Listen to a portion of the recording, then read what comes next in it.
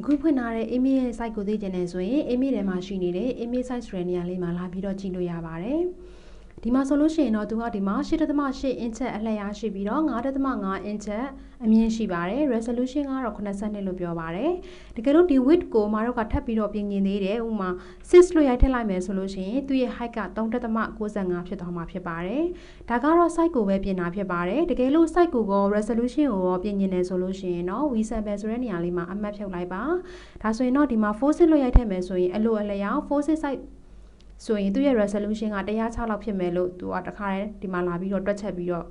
ဖော်ပြပေးတာဖြစ်ပါတယ်တကယ်လို့ဒီ site ကိုပဲပြင်ကျင်တယ် resolution ကိုမပြင်ကျင်ဘူးဆိုရင်တော့ v7 မှာအမှတ်ပြန်ထည့်လိုက်ပါပြီးတော့မှဒီမှာမိမိလိုချင်တဲ့ site လေးကိုရိုက်ထည့်ပြီးတော့ okay ပေးလိုက်ပါအခုပုံရဲ့လက်ရှိ site ကိုသိချင်တယ်ဆိုရင် image မှာရှိနေတဲ့ image site နဲ့ကြည့်လို့ရပါတယ် width မှာတော့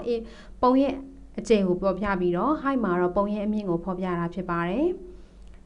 resolution ကတော့ဒီပုံမှာရှိနေတဲ့ resolution ကိုဖော်ပြတာပါဒီ image site တွေကိုမမိလို့တို့လို့ပြင်တဲ့အခါမှာ resolution ကိုပါလိုက်ပြီးတော့ပြောင်းလဲစေချင်တယ်ဆိုရင်တော့ v7 မှာအမှတ်ဖြုတ်ထားလို့ရှိရင်ဒါဆိုလို့ရှိရင်ဒီမှာ